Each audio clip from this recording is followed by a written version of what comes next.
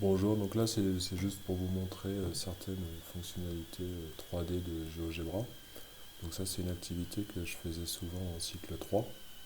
Donc vous avez un bassin sur lequel vous indiquez toutes les dimensions, donc c'est une forme assez complexe. Et puis vous aviez toutes les faces qui vous étaient données aussi de manière non déformée. Donc toutes les faces sont des rectangles ou des agencements de rectangles, et puis vous avez un trapèze aussi. D'accord. Et le fait d'avoir toutes les dimensions et puis les formes des faces non déformées, eh bien, il n'est pas trop compliqué de construire ce bassin dans GeoGebra.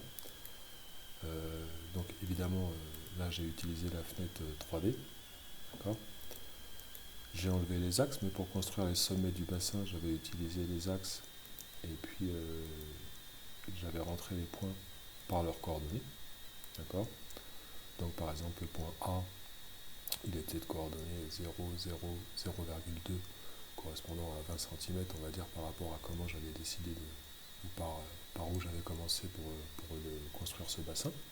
D'accord. Bon, généralement, après, quand c'est pour montrer aux élèves, j'enlève ce qui ne sert pas. D'accord. Donc, voilà, j'avais rentré les points dans la fenêtre 3D de GeoGebra en utilisant les coordonnées par rapport aux mesures qui m'étaient données. D'accord. Ici, j'avais remis toutes les mesures de construction. Et puis, il y avait plein de choses à faire dans cette activité. Il fallait peindre les faces, donc on travaillait sur le calcul d'air, les surfaces. Et puis il y avait aussi calculer le volume de ce bassin. Hein, sachant que comme on avait les faces non déformées, on avait des angles droits à beaucoup d'endroits. D'accord. Et puis il y avait une partie intermédiaire qui était intéressante à faire apparaître. Et quand vous regardez ce bassin, calculer son volume, c'est assez compliqué si on l'attaque de manière directe. Mais en revanche, on s'aperçoit qu'ici, on peut rajouter un pavé droit. D'accord. Et ici, si vous regardez le prisme droit qui est apparu à droite, eh bien, vous apercevez que si vous en rajoutez la moitié, et plus la marge que j'ai rajoutée en bas, eh bien, vu comme ça, vous avez un beau pavé droit dont vous avez les trois dimensions et donc dont vous pouvez calculer le volume.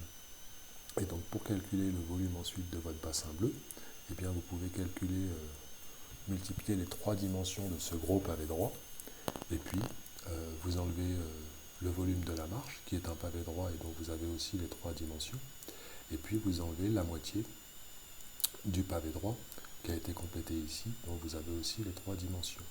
Donc finalement, vous calculez le volume du gros pavé droit, d'accord, qui est là. Et puis vous calculez le volume de la marche verte qui a été rajoutée en bas, qui est un pavé droit et dont vous avez les trois dimensions. Et puis vous calculez le volume de ce troisième pavé droit qui est ici. D'accord. Vous en prenez la moitié, puis vous faites le volume du gros pavé droit, moins le volume de la marche, moins la moitié du volume du petit pavé droit, et puis vous avez le volume de votre bassin. Voilà.